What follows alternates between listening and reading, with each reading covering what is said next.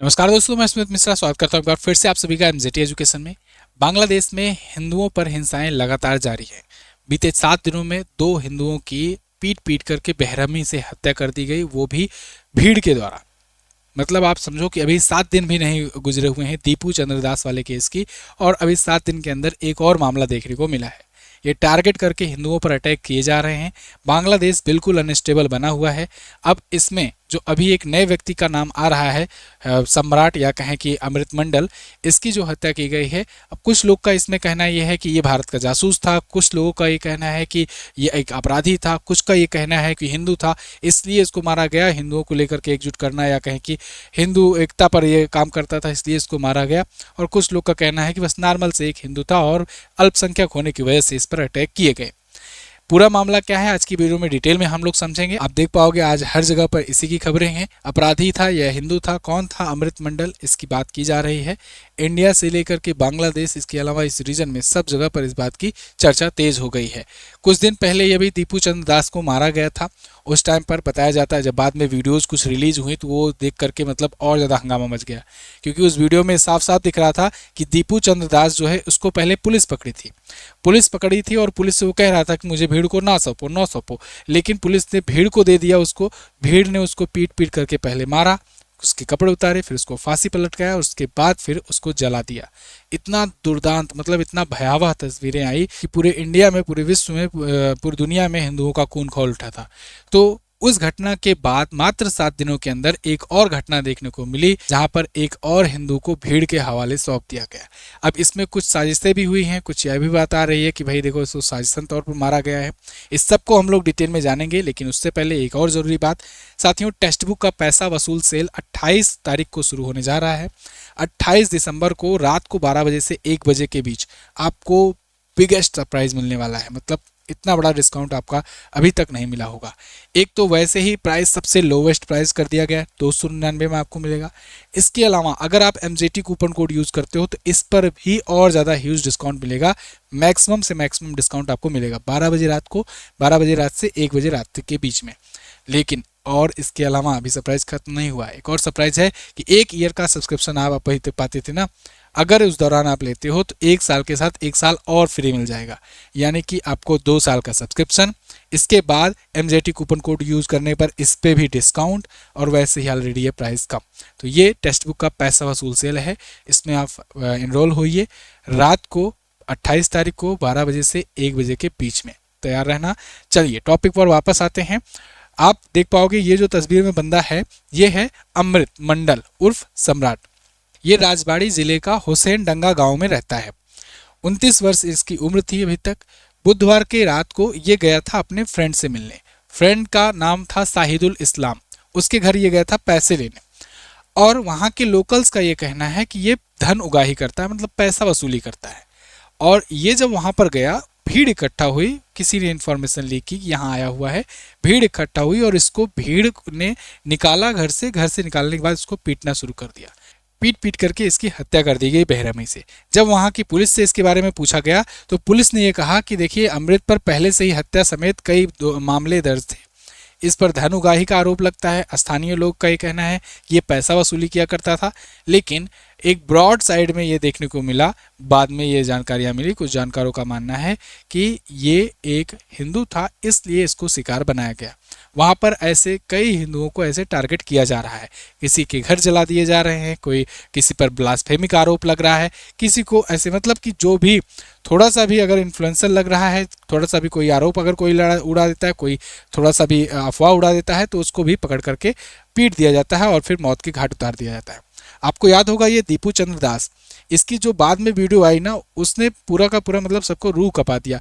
ये व्यक्ति, पहले पुलिस ने इसको पकड़ा था, पुलिस के सामने ये गिड़गिड़ा रहा था कि नहीं मैंने कुछ ऐसा नहीं किया। इस पर आरोप ये लगा था कि इसने फेसबुक पर ब्लास्फेमी टाइप का पोस्ट किया था। ब्लास्फेमी मतलब इस निंदा। लेकिन पुलिस ने भी बाद में जब जांच में पाया तो कोई ऐसा यहाँ पर पोस्ट इसने नहीं किया था। एक संस्था है उसके द्वारा, रैपिड एक्शन बुलेटिन, इसके द्वारा इस जांच में पता चला कि दीपू नाम से ऐसी कोई पोस्ट नहीं थी सोशल मीडिया पर। लेकिन अफवाह इसके प्रति क्या उड़ी कि इसने ब्लास्फेमी किया है, इसने इस निंदा की है, तो पुलिस पर लोग दबाव बनाने लगे। पुलिस की कस्टडी में था, पुलिस ने इसको भीड़ के हवाले सौंप दिया था। और फिर भीड़ ने जो किया वो पूरी दुनिया ने देखा था। भीड़ ने इसको पहले मारा पीटा, फिर इसके कपड़े उतारे, इसको फांसी पर लटकाया, उसके बाद इसको जला दिया गया। तो दीपू चंद्र दास वाली कहानी को अभी बीते 7 दिन भी नहीं हुए थे कि एक और घटना देखने को मिली मॉब लिंचिंग की, जो कि इस व्यक्ति के साथ हो गई, अमृत मंडल के साथ। यानी बांग्लादेश में जो हत्याएं की जा रही हैं टारगेटेड तो ठीक है, लेकिन इस प्रकार से इतना दुर्दांत तरीके से किया जा रहा है जिससे खौफ आ जाए, मतलब कि एक बाकी जो हैं अल्पसंख्यक वहाँ पर माइनॉरिटी के रूप में हिंदू, वो बिल्कुल डर से जाए। शेख हसीना का भी इस पर बयान आया है। शेख हसीना आप जानते हो पूर्व प्रधानमंत्री यहाँ की थी, भारत की अभी शरण में ये है। इन्होंने कहा इसे ये अकल्पनीय और भयावह अत्याचार हो रहा है। हिंसा का पैटर्न इन्होंने बताया कि अगस्त में उनकी सरकार गिरने के बाद से हिंदू और अन्य जो अल्पसंख्यक हैं वो लगातार निशाने पर हैं। बांग्लादेश का इसे अंधेरा दौर या कहें कि डार्केस्ट इरा इन्होंने बताया है। अब ये सब चीजें शुरू कहाँ से हुई, तो देखिए बांग्लादेश में होने हैं 2 महीने बाद चुनाव। अब चुनाव की सरगर्मियां बढ़ रही थी, प्रचार प्रसार चल रहा था। उसी बीच उस्मान हादी, शरीफ उस्मान हादी नाम का एक युवा नेता था जो शेख हसीना की सरकार गिरवाने में काफी अहम रोल निभाया था। इसके बाद इसने कहा था कि हम चुनाव भी लड़ेंगे, तो चुनाव का ही प्रचार प्रसार कर रहा था। उसी बीच दोपहर में यहाँ पर ये रिक्शे से बैठकर जा रहा था, तो 2 बाइक पर बैठे सवार आए और इस पर गोली चला दिए। तो इस पर गोली लगी, लेकिन ये मरा नहीं, ये हॉस्पिटलाइज हुआ, कोमा में चला गया। फिर इसको यूनुस सरकार सिंगापुर ले गई, सिंगापुर अपने खर्चे पर भिजवाई, ये वहाँ पर कोमा में रहा, इलाज चला, लेकिन ये 4 दिन बाद इलाज के दौरान इसकी डेथ हो गई।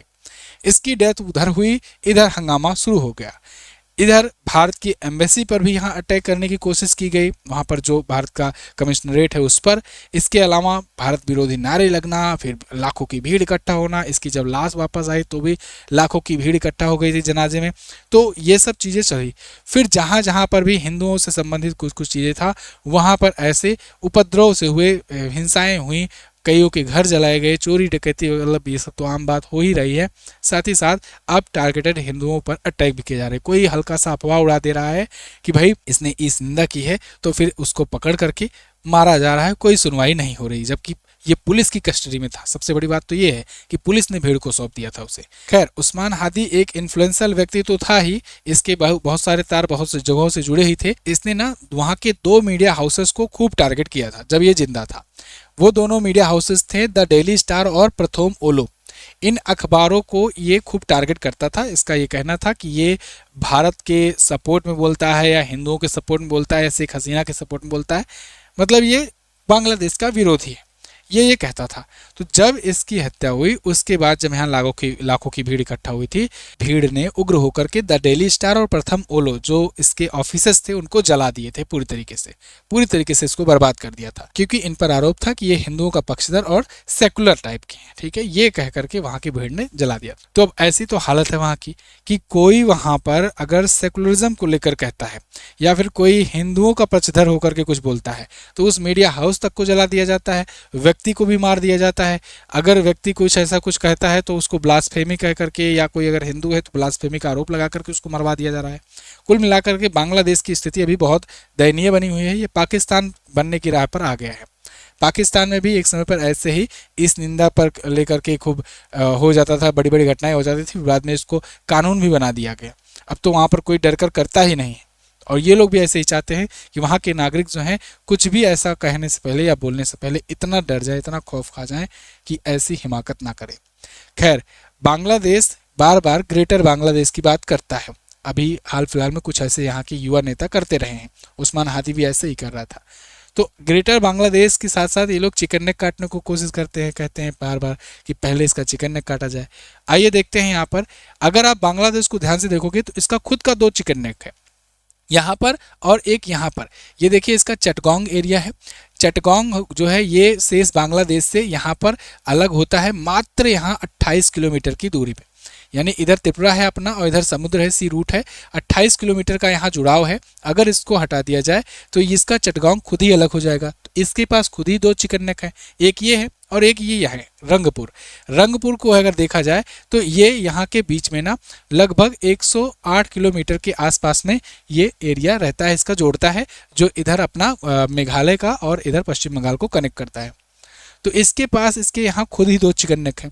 अब भारत को ये चाहिए कि इसको यहाँ से अलग कर दे, यहाँ का ये जो रंगपुर डिस्ट्रिक्ट है, इसका रंगपुर एरिया है, यहाँ पर ला करके जो अवैध प्रवासी हैं उनको भर दे, या यहाँ के जो हिंदू हैं इनको ला करके यहाँ पर भर दिया जाए। जो भी हिंदू अलग अलग जगहों पर रह रहे हैं, जब थोड़ी थोड़ी मात्रा में रह रहे हैं तो वहाँ उनके साथ अत्याचार हो रहे हैं। इससे अच्छा इनसे कहा जाए चलो सब लोग आओ इधर आकर के बसो, यहाँ पर इंडियन आर्मी आ जाएगी और यहाँ पर आप लोग जो है आकर के रखो, ना उनको भारत में लाने की ज़रूरत पड़ेगी। इसको एक यूनियन टेरिटरी टाइप का बना करके एक अपना कंट्रोल किया जाए। इसके अलावा अब ये आ जाने के बाद से ये सिलीगुड़ी कॉरिडोर भी अपना पूरा मोटा हो जाएगा और पूरा का पूरा ये कवर होगा, अपना पूर्वोत्तर से जुड़ा हो जाएगा। तो बांग्लादेश एकदम कायदे में काम करेगा। इसके अलावा इधर आप त्रिपुरा को अगर यहाँ से जोड़ दोगे तो पूर्वोत्तर जो राज्य हैं अपने 7 सिस्टर स्टेट्स हैं वो भी सी रूट से जुड़ जाएंगे, जिससे व्यापार बहुत तेज़ी से बढ़ जाएगा। इधर से आप बहुत अच्छे से व्यापार कर पाएंगे, चाहे कोलकाता पोर्ट से हो, चाहे बाकी इधर से अंडमान निकोबार की साइड से, या कहीं से भी यहाँ पर सप्लाई चेन बहुत तेज़ी से बढ़ जाएगी। तो इस प्रकार से भारत को अब एक्शन लेना चाहिए। बहुत हो गया, बांग्लादेश जो है बहुत बड़ी बड़ी हरकतें कर रहा है, हिमाकतें कर रहा है। तो ऐसे में अब इंडिया को समय आ गया है बदला लेने का और इसको सबक सिखाने का। आपको क्या लगता है आप कमेंट करके ज़रूर बताइएगा। आगे इस पर कोई अपडेट आती है तो मैं आपको बताऊंगा। वैसे अभी तो चुनाव 2 महीने हैं यहाँ पर, अभी बांग्लादेश में बहुत कुछ होना बाकी है। बांग्लादेश ऐसी हरकतें करता रहेगा जब तक चुनाव ना आ जाए, क्योंकि एक्चुअल में इनको चुनाव कराना ही नहीं है। ये मोहम्मद यूनुस जो है ये यही दिखाना चाहता है कि यहाँ चुनाव ना हो पाए, ये अनस्टेबल दिखे, जिसके बाद यहाँ इसको फिर से टाल दिया जाए। यूनुस ये खुद अपना अंतरिम जो प्रधानमंत्री बना हुआ है वो बन करके रहे केयर टेकर के रूप में। इसीलिए बीच में इस पर भी आरोप लगे कि उस्मान हादी की हत्या इसी ने करवाई हुई है। खैर आगे जो भी चीज़ें आएगी अपडेट मैं आपको बताऊंगा। जाने से पहले एक और ज़रूरी बात, देखिए MZT एप्लीकेशन पर भी आपको ऑफ़र मिल रहा है। न्यू ईयर का सेल स्टार्ट है, यहाँ पर आप new year coupon code use करके 70% तक का डिस्काउंट प्राप्त कर सकते हो हमारे वीडियो कोर्सेज और ई बुक्स पर। आपको MZT ऐप पर जाना है, और हालांकि ब्रह्मास्त्र ई बुक पर आपको कोई डिस्काउंट नहीं मिल रहा है, लेकिन बाकी जो ई बुक्स और बाकी जो वीडियो कोर्सेज हैं उस पर आप 70% का डिस्काउंट प्राप्त कर पाओगे। गूगल प्ले स्टोर पर जाकर MZT ऐप डाउनलोड कीजिए, बेस्ट ई बुक सेक्शन में जाइए, वहाँ पर आपको जो भी मंथली 6 मंथ की या फिर आप UPSI की, लेखपाल की, ग्रुप डी की, रेलवे की बहुत सारी ई बुक्स हैं, उनको आप ले सकते हो डिस्काउंट पर। और वीडियो कोर्स में भी सेम ऐसा ही डिस्काउंट प्राप्त कर पाओगे, चाहे वो संकल्प बैच हो चाहे GS सफलता बैच। इन सब का आप फायदा उठाइए, लिंक सबके डिस्क्रिप्शन में दिए गए हैं। मैं मिलता हूँ अगली वीडियो में, तब तक के लिए नमस्कार, जय हिंद, वंदे मातरम।